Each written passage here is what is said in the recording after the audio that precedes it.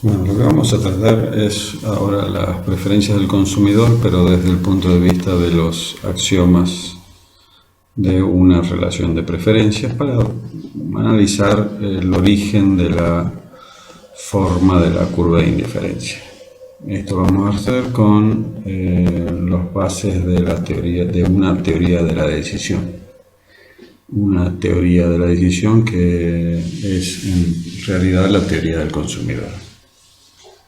Lo que vamos a buscar es comprender el origen de cómo hacemos, cuáles son los supuestos económicos para la forma de la curva de indiferencia conocida. La teoría del consumidor como teoría de la decisión tiene un conjunto de alternativas que son todas las alternativas posibles para poder hacer una decisión. Si no tuviésemos alternativas no podríamos decidir.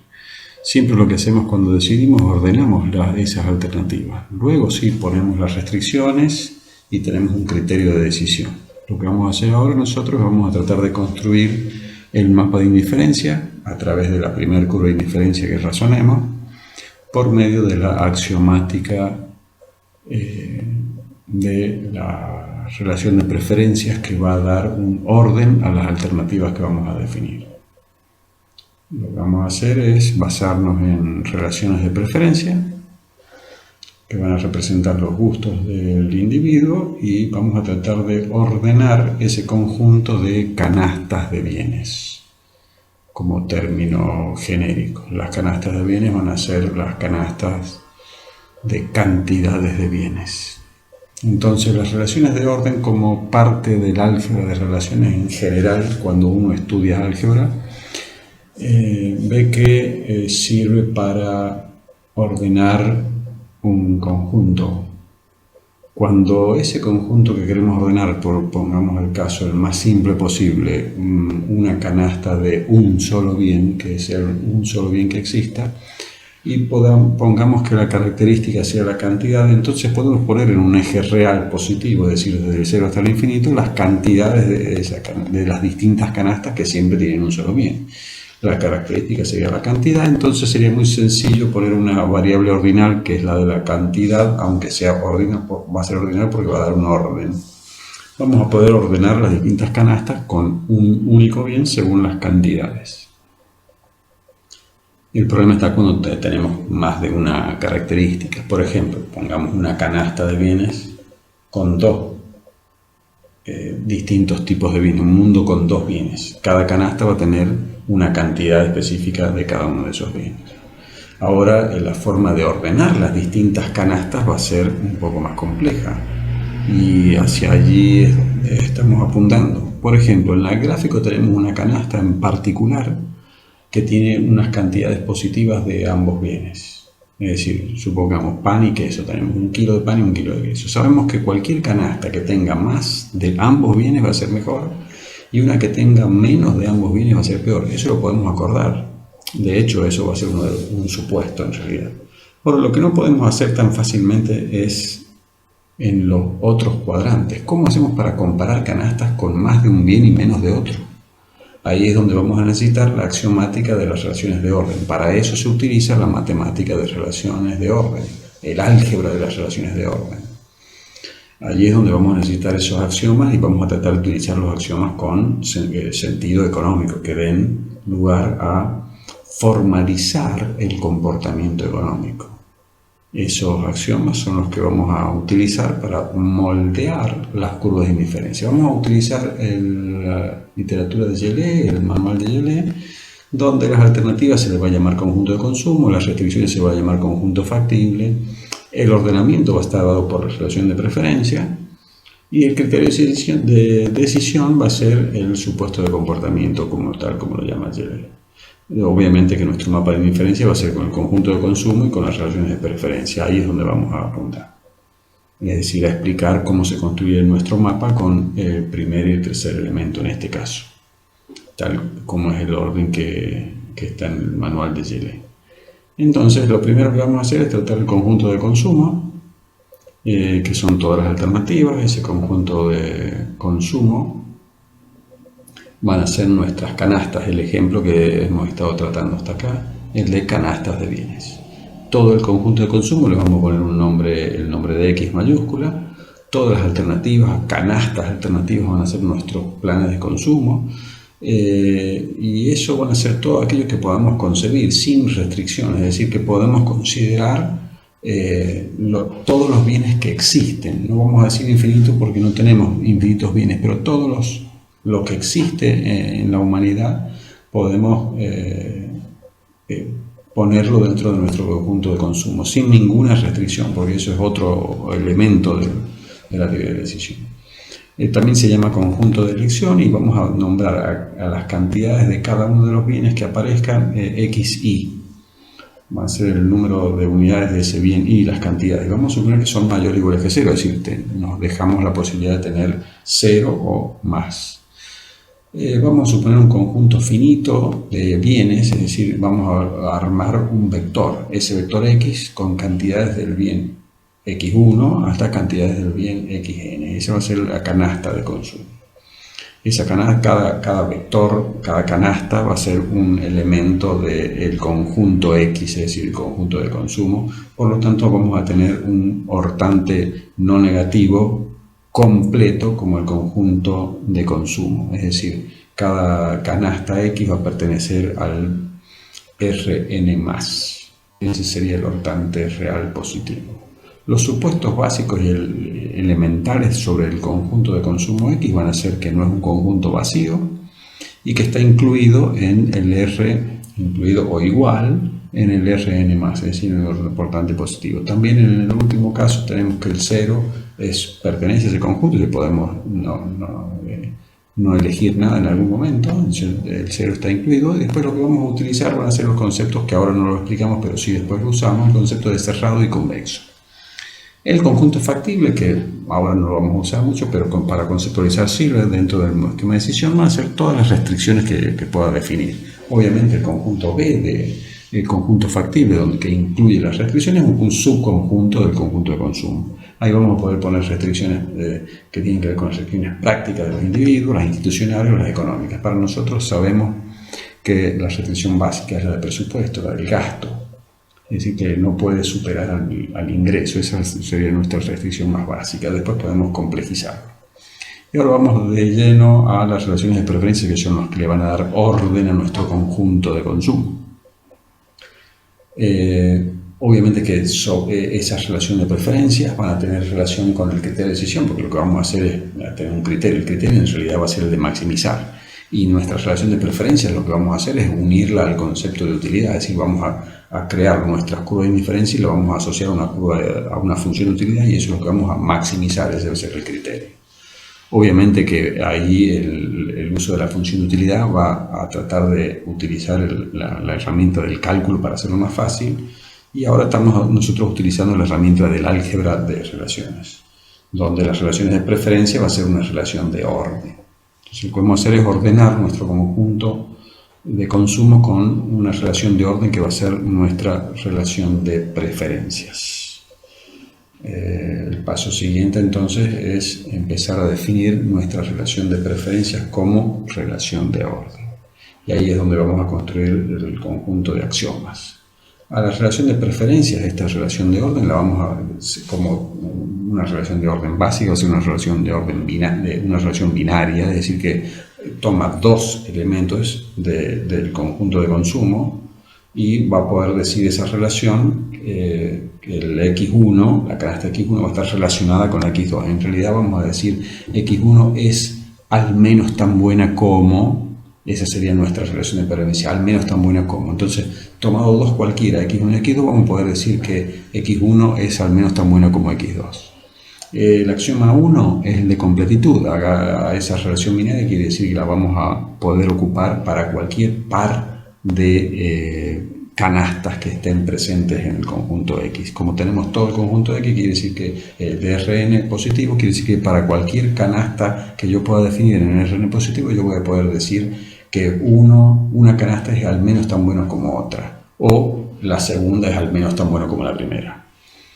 Que esa es la completitud. Quiere decir que no hay agujeros de ignorancia, que para cualquier par que yo pueda tomar de Rn+, como vectores que representan una canasta, puedo compararla con otra, cualquiera.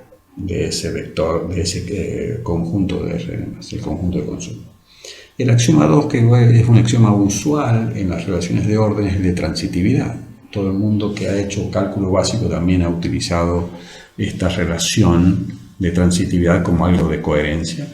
Y es que si yo tomo tres elementos, tres canastas del conjunto de consumo, y la primera es al menos tan buena como la segunda y la segunda es al menos tan buena como la tercera, se concluye que por transitividad la primera es al menos tan buena como la tercera. Con esos dos axiomas voy a definir a esa relación de preferencia como una relación binaria sobre el conjunto de consumo si satisface los dos axiomas. Es decir, que ya tengo una relación de orden, y eso quiere decir que esa relación de preferencia, que es una relación de orden, con esos dos axiomas pueden ordenar todo el conjunto de canastas del consumidor. Entonces el conjunto de consumo está ordenado solamente con estos dos axiomas. Donde yo puedo tomar una canasta cualquiera y elegir otra cualquiera, y la primera poder saber si es mejor o peor o igual de preferido que otra. El gráfico que Gillet toma como ejemplo y es muy útil es que aquí toma la canasta X supra 0 y define todo el conjunto que está más claro, sombreado más claro, todo el conjunto de canastas que son mejores, al menos tan buenos como. Después todos los que son indiferentes, que son las de la línea oscura, ya sea punteada o no, y ahí también hay indiferente, una superficie más oscura que las otras, donde están también un conjunto de indiferentes respecto de X0, y después todas las que están abajo son las que son peores que X0. Es decir, con los axiomas 1 y 2 hemos podido ordenar todo el cuadrante R2 más, en este caso, al tomar un mundo de dos bienes, y así he podido definir ese orden donde también puede definirse la preferencia estricta y la indiferencia estricta de esta manera. Se define la preferencia estricta, lo pongo aquí en vez de que sea mayor, lo pongo entre paréntesis siempre para saber qué es la relación de preferencia. Entonces se define la preferencia estricta si X1 es por lo menos al menos tan bueno como X2, y no es cierto que X2 sea por lo menos tan bueno como X1. La indiferencia es cuando valen las dos cosas simultáneamente, que X1 es por lo menos tan bueno como X2 y X2 es por lo menos tan bueno como X1. La relación de preferencias luego define, así como lo tenemos con esos dos axiomas, unos conjuntos que son subconjuntos en realidad de conjunto de consumo, donde por ejemplo en el último caso llamamos al conjunto de indiferencia a todos los X del conjunto de consumo que son indiferentes con la definición que ya hemos visto a una canasta cualquiera. Siempre tomamos una canasta arbitraria, por lo tanto, por el axioma de completitud, esto vale para cualquiera de los puntos que podamos elegir del conjunto de consumo.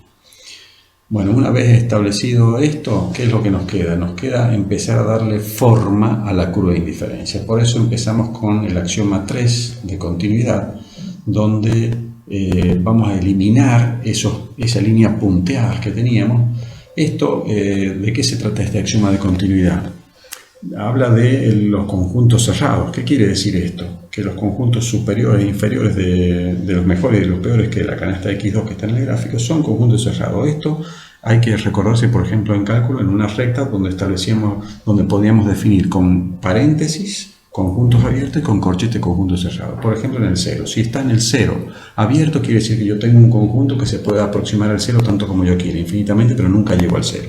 En conjunto cerrado llego al 0. ¿Qué quiere decir? Que ahí tengo el 0 incluido. En este caso, lo que estamos diciendo nuevamente es que no tenemos una línea punteada, es decir, que no nos podemos acercar infinitamente y nunca llegar. Es decir, que lo que estamos haciendo es definiendo, eliminando zonas abiertas. ¿Qué significa esto? Que zonas donde yo siempre puedo acercarme infinitamente pero nunca llegar. Eso es lo que estoy haciendo, eliminé las líneas punteadas. Lo que tengo que hacer ahora es a esa zona más oscura que tenemos ahí, que es la zona de indiferencia, donde hay una superficie de indiferencia, es eliminarla. Eso lo vamos a hacer con el siguiente axioma, que será el axioma 4. La cuestión es que voy a tener un 4' y un 4 porque hay dos axiomas alternativos para poder hacer esto. El primero será el axioma 4' que vamos a tratar, que es el de no sociedad local. La no sociedad local lo que hace es un entorno, si ustedes se fijan en el gráfico de la izquierda, un entorno sobre un punto cualquiera de esa zona de indiferencia. En un entorno cualquiera yo puedo siempre voy a tener algún punto que es indiferente, por eso es zona de todo su conjunto de indiferencia. Lo que hago al eliminar eso es que cuando yo establezco un entorno cualquiera, una bola con un entorno en un punto, una bola alrededor de un punto de una canasta cualquiera que yo quiera, siempre voy a encontrar a una canasta mejor. Eso hace que la línea de indiferencia tenga un tamaño infinitesimal. Por lo tanto, desaparecen las superficies de indiferencia o las áreas de indiferencia y queda solamente la curva de indiferencia con puntos únicos de indiferencia y después todo el conjunto de mejores arriba y el de peores abajo. Lo que me va a faltar ahora es, este es el axioma de no sociedad local. Con el otro axioma, el axioma el axioma 4, es que va a ser más fuerte, el axioma 4, lo que va a hacer es eliminar la posibilidad de pendientes positivas. Si uno ve acá a la derecha, tenemos en esta curva de indiferencia y a la izquierda también en los extremos de la curva y aquí en el medio también, tenemos zonas de pendiente positiva. Lo que hacemos con el de monotoicidad estricta es exactamente lo mismo que hacemos con el de no sociedad local, pero estamos haciendo algo que habíamos nombrado, es decir, si tenemos la preferencia no estricta, va a ser cuando los valores de la canasta pueden ser mayores o iguales que el de la otra canasta. Ahora, cuando yo tengo preferencia estricta es cuando tengo más de los dos, más de todos los bienes. Eso es lo que está diciendo ahí el axioma. Ahora, ¿qué es lo que está haciendo este axioma? No solamente elimina las áreas, es decir, solamente deja curvas de indiferencia, sino que elimina las pendientes positivas. Y luego lo que nos hace falta, como también esas pendientes negativas podían ser cóncavas o convexas, lo que hace este axioma 5 es de exigir convexidad, que si es estricta va a impedir que la curva de indiferencia, que siempre va a tener pendiente negativa, que tenga algún segmento recto. La definición de convexidad que tenemos ahí es la de combinación lineal convexa, que significa ahí geométricamente que si yo tengo x1 y x2 dentro de la curva de indiferencia, cualquier punto que esté en la recta que une los dos deja la curva por debajo. Si tuviésemos no estricta, tendríamos segmentos donde dos puntos de la curva de indiferencia tendría un elemento intermedio que perteneciera a la curva. Eso sería la convexidad solamente.